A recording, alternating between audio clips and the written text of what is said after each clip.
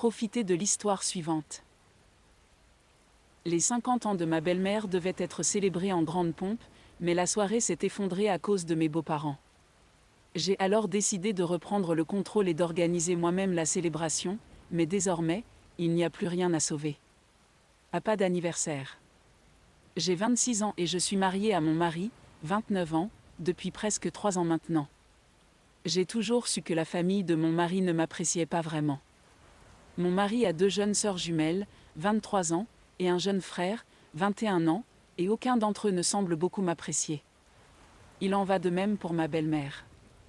Je n'ai jamais pu comprendre exactement pourquoi il ne m'aime pas autant, mais j'étais déterminée à arranger les choses car je voulais construire une bonne relation avec ma belle famille. J'ai donc décidé de planifier la fête d'anniversaire des 50 ans de ma belle-mère cette année. Mon mari m'a mis en garde contre cela, en disant que si sa famille ne semblait pas m'apprécier, je devrais laisser tomber au lieu de me forcer à être gentille et à les convaincre, mais j'ai ignoré son conseil car je voulais vraiment être en bon terme avec eux. Je suis quelqu'un de sociable et je ne supportais pas l'idée que ces gens semblent ne pas m'apprécier sans raison apparente et je devais arranger les choses. Il y a quelques jours, j'ai commencé à planifier la fête et j'ai même essayé d'impliquer les frères et sœurs de mon mari, mais ils n'étaient pas du tout intéressés et m'ont dit de tout faire toute seule si je le voulais. J'ai réservé l'un des restaurants préférés de ma belle-mère où elle et son défunt mari allaient souvent en rendez-vous et j'ai payé toute la nourriture et la décoration bien à l'avance. En fait, j'ai même supervisé moi-même tout cela et je me suis assuré que tout était conforme au goût et aux normes de ma belle-mère, car elle était très exigeante à ce sujet. J'ai même invité quelques-uns de ses amis proches et quelques-uns de nos parents après avoir consulté mon mari sur qui elle voudrait voir là-bas.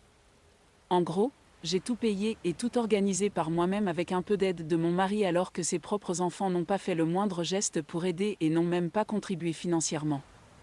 Hier, à la veille de son anniversaire, nous lui avons rendu visite, même si mon mari ne voulait pas. En tout cas, lorsque nous sommes arrivés, nous avons remarqué que ses autres enfants étaient déjà là et avaient l'air assez surpris de nous voir mais n'ont rien dit. Après un peu de conversation banale, je suis enfin arrivée au point et lui ai dit que nous l'attendrions au restaurant le soir suivant car nous avions prévu quelque chose pour elle. Elle a souri et remercié mon mari, mais il lui a dit que c'était moi qui avais tout organisé et que c'était à moi qu'elle devait dire merci. Son visage s'est instantanément assombri et j'ai été assez confuse pendant une seconde. Je lui ai dit que j'avais invité tous ses amis proches et certains membres de sa famille, et que j'avais veillé à choisir tous ses plats préférés également, dans le but de la faire reconnaître mes efforts. Mais une expression déplaisante a pris le dessus sur son visage et elle a ensuite remercié dans un ton sucré le plus faux avant de me dire qu'elle appréciait mes efforts, mais qu'elle était désolée que je ne puisse pas être présente. J'étais choquée et je lui ai demandé pourquoi, à quoi elle a répondu qu'elle voulait que son 50e anniversaire soit spécial et donc qu'elle souhaitait que ce soit un événement exclusivement en famille. Alors qu'elle considérait ses amis comme faisant partie de sa famille, elle ne me considérait pas comme telle du tout et donc préférerait que je me fasse discrète le lendemain. Mon mari et moi étions choqués et j'ai réalisé, à ce moment-là, qu'il avait eu raison tout du long et que je n'aurais jamais dû déployer le moindre effort puisqu'il était évident qu'elle n'apprécierait jamais rien. En revanche, les frères et sœurs de mon mari semblaient sur le point d'éclater de rire à tout moment, ce qui m'a encore plus irritée. Alors je me suis levée, je lui ai dit d'aller au diable et que si elle osait se présenter le lendemain, nous la ferions escorter pour des raisons de sécurité. Cela a effacé les sourires suffisants de tout leur visage et ma belle-mère m'a dit que j'étais froide et cruelle, alors j'ai ri en pleine face en lui disant que c'était plutôt ironique de sa part.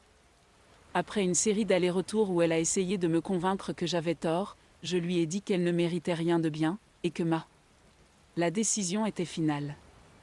Elle et ses enfants avaient l'air furieux et juste avant de partir, elle a commencé à pleurer, probablement dans un dernier recours pour me faire sentir désolée mais je n'en avais plus rien à faire. J'étais furieux pendant le trajet du retour et j'ai essayé d'annuler la réservation mais étant donné qu'il était trop tard, il n'y avait rien que je puisse faire. Mon mari avait l'air assez mal à l'aise face à toute cette situation mais a refusé de faire le moindre commentaire à part dire que j'avais bien fait et est parti fumer une cigarette une fois rentré à la maison, ce qui me convenait étant donné qu'il n'avait jamais été trop expressif quand il s'agissait de sa famille et préférait rester en dehors de ces choses et d'ailleurs, c'était moi qui avais ignoré son conseil donc c'était gentil à lui de ne pas me le reprocher. Quoi qu'il en soit, ayant déjà payé pour le lieu et la nourriture, j'ai décidé d'annuler toutes les invitations à la dernière minute, ce qui a contrarié beaucoup des invités, mais c'était surtout les amis de ma belle famille, donc je m'en fichais. À la place, j'ai invité quelques-uns de mes propres amis pour que ce soit tout de même agréable, étant donné que j'étais assez agacée par tout ce qui s'était passé. Mon mari s'est aussi joint à nous et je l'ai convaincu d'inviter quelques-uns de ses amis pour faire la fête. Nous avons réussi à enlever la décoration juste à temps avant leur arrivée et nous nous sommes amusés à fond. J'ai posté toutes les photos dès mon retour à la maison aujourd'hui et ma belle-sœur m'a envoyé un message disant que j'avais gâché l'anniversaire de sa mère et que c'était incroyablement égoïste de ma part d'utiliser le lieu pour moi-même, surtout sachant à quel point cela comptait pour ma belle-mère. Je ne me sens pas particulièrement désolée pour ce que j'ai fait et je pense que c'était parfaitement raisonnable, bien que j'espère juste avoir raison. En ce qui concerne l'annulation de la fête d'anniversaire de ma belle-mère que j'avais prévue après qu'elle m'ait dit que je n'étais pas la bienvenue là-bas, mise à jour 1, j'ai parlé des messages que ma belle-sœur m'avait envoyés à mon mari et je lui ai demandé si je devais présenter mes excuses à sa famille et il m'a dit absolument pas. En fait, il m'a dit qu'il en avait assez de leur comportement et pensait que ce serait mieux si nous deux il était décidé à les couper entièrement. C'était un gros problème car sa famille comptait beaucoup sur lui pour l'argent et tout ça, surtout ma belle-mère. Mon mari est relativement aisé et dirige sa propre entreprise, donc couper sa mère signifierait qu'elle devrait compter sur ses autres enfants à la place, ce qui posait problème car les frères et sœurs de mon mari ne valaient rien et changeaient de travail tous les quelques mois. Pour être honnête, tous dépendaient beaucoup de lui pour l'argent et tout, donc c'était une décision énorme. J'avais essayé de le dissuader de le faire, mais il était assez catégorique. Je suis sûre qu'il y a quelque chose de plus profond à jouer ici car, pour être honnête, j'avais toujours remarqué que sa famille s'était éloignée de lui plus nous sortions ensemble, et au moment de nous marier, il était assez détaché de sa famille. Ce n'était pas de sa faute, car je me souviens qu'il me disait plusieurs fois qu'il invitait sa famille à dîner pendant que nous sortions ensemble et même au début de notre mariage, mais il trouvait toujours une excuse pour éviter cela. J'étais sûre que j'étais aussi en cause et c'était un autre facteur qui me rendait désespérée de construire une relation avec ma belle famille pour que mon mari puisse également renouer avec sa famille. Je suis presque sûre qu'il y a quelque chose que mon mari ne me dit pas ou ne m'a pas dit, car ce n'est pas le genre de personne à simplement abandonner sa famille. Il me parlait plutôt de l'importance de la famille pour lui et donc cette décision soudaine, bien que justifiée à la lumière de la façon dont ma belle-mère m'a traitée il y a quelques jours, est très étrange et contraire à son caractère. Je suis déterminée à aller au fond des choses car je ne veux pas que mon mari soit malheureux à cause de moi ou me ressente à l'avenir. J'espère juste qu'il se sentira enfin assez à l'aise pour me dire ce qui l'a poussé à prendre une telle mesure drastique maintenant. Après l'avoir beaucoup harcelé, mon mari s'est enfin ouvert sur la raison pour laquelle il coupe les ponts avec sa famille après toutes ces années. Je savais que CF, le père de mon mari, est décédé quand il avait 21 ans et ses frères et sœurs étaient tous à l'école à l'époque. Sa mère n'avait jamais travaillé de sa vie, c'était donc à lui de trouver du travail et de subvenir aux besoins de la famille, car l'argent que son père leur avait laissé ne suffirait pas à tout couvrir. Il travaillait dur jour et nuit et enfin, vers l'âge de 23 ans, il a trouvé des investisseurs pour sa start-up et les choses ont enfin commencé à s'améliorer pour lui. Il est passé de la survie à la prospérité, ce qui était formidable pour lui, mais cela a rendu sa famille extrêmement paresseuse et matérialiste. Maintenant qu'il gagnait plus d'argent, il devenait de plus en plus dépendant de lui, mais il n'a rien dit à ce sujet ni protesté, car il estimait qu'il leur devait cela, car c'est ce que son père aurait voulu qu'il fasse.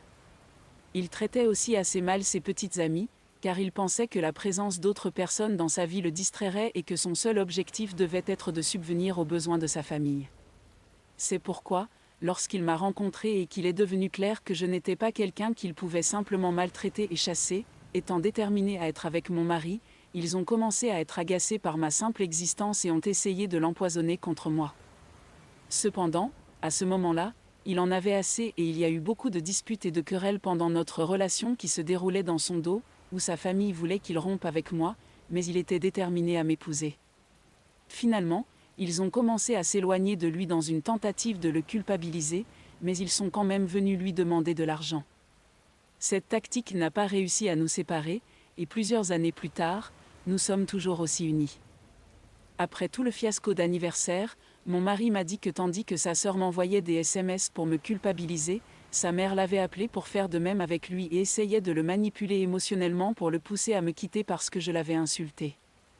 C'est pourquoi il a décidé qu'il en avait assez et qu'il était temps de laisser partir.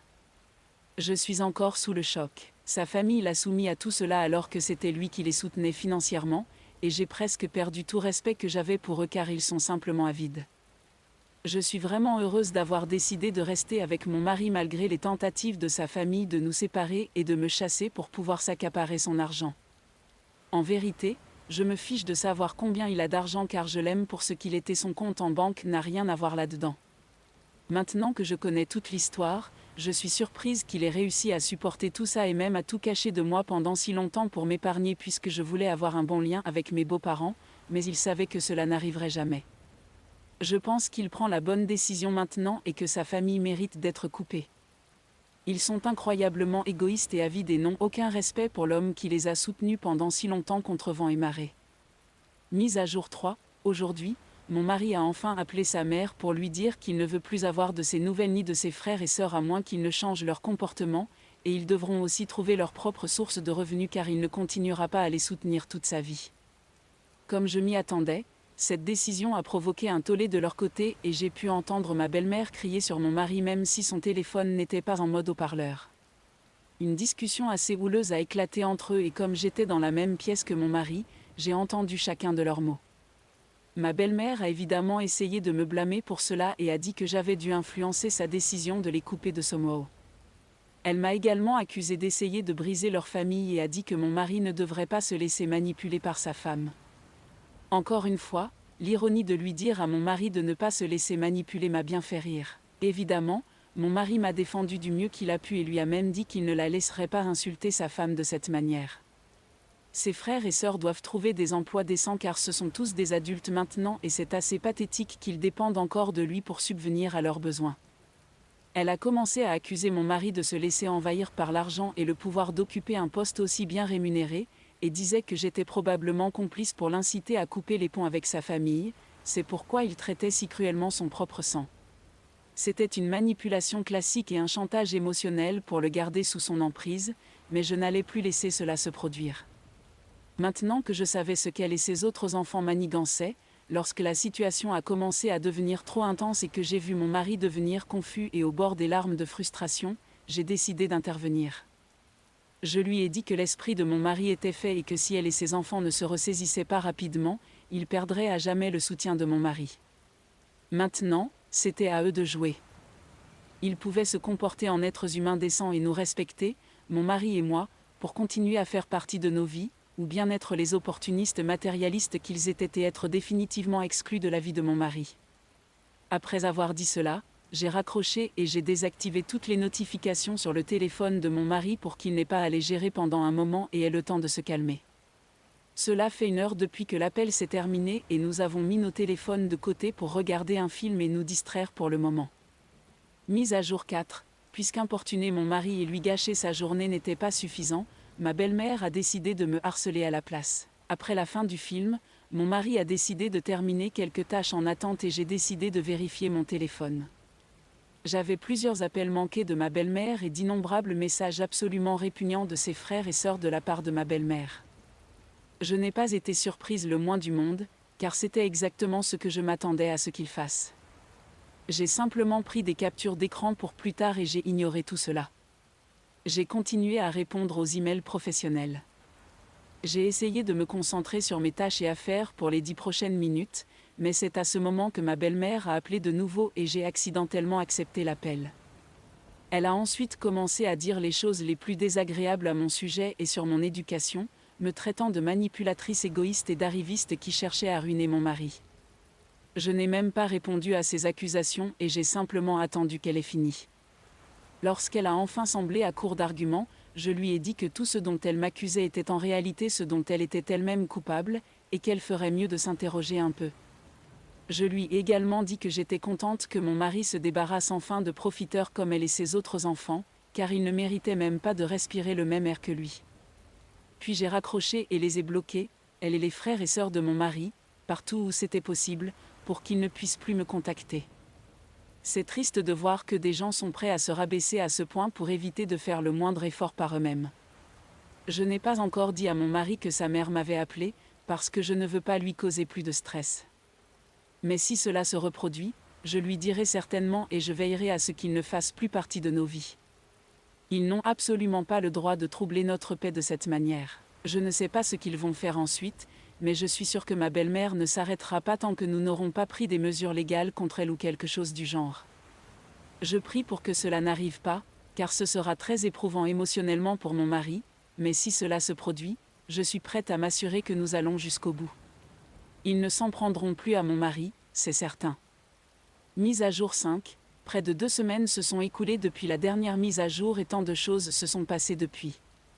Après avoir bloqué ma belle-mère, mon mari et moi avons dîné et sommes allés nous coucher, espérant qu'il y aurait un peu de paix et de tranquillité le lendemain. Mais dès le lendemain, lorsque ma belle-mère est arrivée à notre porte avec ses 3 enfants adultes et a exigé des explications sur tout ce qui avait été dit et fait jusqu'à présent. Elle avait l'air assez en colère, tout comme les frères et sœurs de mon mari, et je savais que cela allait être très stressant pour mon mari. J'ai décidé de rester dans la pièce, malgré leurs protestations, en disant que je n'avais pas le droit d'être là parce qu'il s'agissait d'un problème familial et que je ne faisais pas partie de la famille. Je leur ai fait comprendre qu'ils empiétaient sur ma vie privée et qu'ils se trouvaient sous mon toit, donc ils n'avaient pas le droit de me dire si je pouvais rester ou non. Ensuite, ils ont commencé à attaquer verbalement mon mari, le bombardant d'accusations d'égoïsme et d'irrationalité, allant même jusqu'à dire qu'il abandonnait sa famille juste pour rendre sa femme heureuse. Mon mari était resté silencieux et commençait déjà à rougir, donc j'ai su que c'était à moi de prendre le relais, car mon mari est un homme très sensible, surtout quand il s'agit de sa famille et de ses proches. Je savais qu'il ne pourrait pas se défendre contre leurs fausses accusations et manipulations parce qu'il était doux et gentil. Alors je lui ai dit de se reprendre et j'ai demandé à sa famille de partir car il me mettait en colère, surtout, il faisait pleurer mon mari. Ma belle-mère a commencé à se disputer avec moi, disant que je n'avais pas le droit de lui dire quoi faire, surtout dans la maison de son fils, et qu'elle pouvait rester aussi longtemps qu'elle le voulait. Elle n'arrêtait pas de parler à mon mari, même s'il avait l'air très contrarié par tout cela.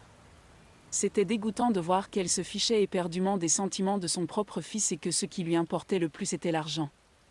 Elle a même dit à mon mari qu'elle ne l'avait pas élevé comme ça et qu'elle était déçue qu'il choisisse sa femme plutôt que sa propre famille. Son frère a même dit que la seule responsabilité qu'il devrait remplir était celle d'un fils et d'un frère, car j'étais de toute façon une chercheuse d'or et je ne méritais pas d'avoir un mari comme lui en premier lieu. Cela m'a contrariée et j'ai perdu mon sang-froid à ce moment-là. Je lui ai répondu et je lui ai dit exactement ce que je pensais de tous. Ils étaient tous des paresseux, des idiots bons à rien qui survivaient uniquement grâce à la gentillesse et à la générosité de mon mari puisqu'ils étaient eux-mêmes incapables de faire quoi que ce soit par eux-mêmes et qu'ils étaient pratiquement la définition de chercheurs d'or. De plus, non seulement ils tournaient constamment autour de mon mari pour de l'argent, mais ils avaient aussi l'audace d'être si ingrats et de le cibler après tout ce qu'il avait fait pour eux. Ils étaient stupéfaits et silencieux et je pouvais voir qu'ils luttaient pour répliquer mais qu'ils n'avaient rien à dire. Profitant de cela, je leur ai dit de partir avant que je ne les signale à la police pour être venus sans invitation et refuser de partir. Alors ils sont partis, mais ma belle-mère croyait toujours qu'elle pouvait convaincre mon mari de les choisir plutôt que moi, donc elle a dit que son père aurait été déçu s'il avait été en vie pour voir comment ils avaient été traités par leur fils aîné aujourd'hui. Je pensais que c'était vraiment bas et dégoûtant de jouer constamment cette carte pour faire du chantage émotionnel à mon mari et quand ils sont partis, j'ai pu voir que mon mari avait du mal à se retenir. Il s'est mis à sangloter incontrôlablement dès qu'ils sont partis et j'ai dû passer des heures à le calmer. Je me sentais vraiment mal à propos de toute cette situation et je regrettais d'avoir jamais essayé d'organiser une fête d'anniversaire pour ma belle-mère en premier lieu. Mais encore une fois, c'est ce qui avait conduit à cette situation et je suis reconnaissante que cela se soit produit plus tôt que tard. Quoi qu'il en soit, après le départ de sa famille, je les ai bloqués partout sur son téléphone et sur les réseaux sociaux, m'assurant qu'ils ne pouvaient plus nous contacter en ligne. Après s'être suffisamment calmé, je lui ai dit que c'était fini. Il était temps que nous commencions à consulter des avocats car j'étais sûre que ce ne serait pas la dernière fois que nous entendrions parler de sa mère et de ses frères et sœurs. Et il était d'accord avec ça car autant il détestait l'admettre, il était bien conscient que sa famille était prête à tout pour obtenir de l'argent de lui. Nous avons donc commencé à chercher des avocats spécialisés en droit de la famille, juste pour être prudents. Et nous avions bien fait de le faire car, quelques jours seulement après cette dispute, ma belle-mère nous a envoyé un avis de poursuite judiciaire exigeant qu'il leur verse une somme extravagante d'argent à titre de compensation pour avoir volé des tonnes et des tonnes d'argent à la suite du décès de son père pour démarrer son entreprise. Cela me scandalisait qu'elle et ses enfants soient prêts à mentir sur quelque chose d'aussi énorme et diffamer mon mari. Il n'avait jamais pris un seul dollar de ce que son père leur avait laissé, mais avait seulement utilisé l'argent qu'il avait gagné lui-même. Il était totalement autodidacte et prétendre une telle chose était une insulte à son intégrité, et j'étais furieuse qu'ils osent propager un tel mensonge. Et comme la société de mon mari est assez importante, cela a beaucoup fait parler de lui, ce qui a aussi affecté son entreprise, et c'était stupide de leur part. Cependant, nous avons pu prouver presque 2 semaines plus tard qu'ils mentaient et aucun mot de leurs allégations n'était vrai. Donc maintenant, ce sont eux qui doivent nous payer une énorme amende pour avoir tenté de nous diffamer et mettre en péril la carrière de mon mari. La dernière fois que j'ai entendu parler d'eux, ma belle-mère et ses enfants avaient été ostracisés par le reste de la famille à cause de leurs vilains petits coups. Et ces 3 idiots paresseux se démènent pour trouver un emploi afin de pouvoir payer les factures que mon mari a pris en charge jusqu'à présent. Je suis contente que cela leur arrive car ils le méritent totalement et absolument. Enfin, nous pouvons passer à autre chose de tout cela et les oublier complètement. Mon mari et moi sommes beaucoup plus heureux maintenant et j'ai l'intention de le rester pour toujours.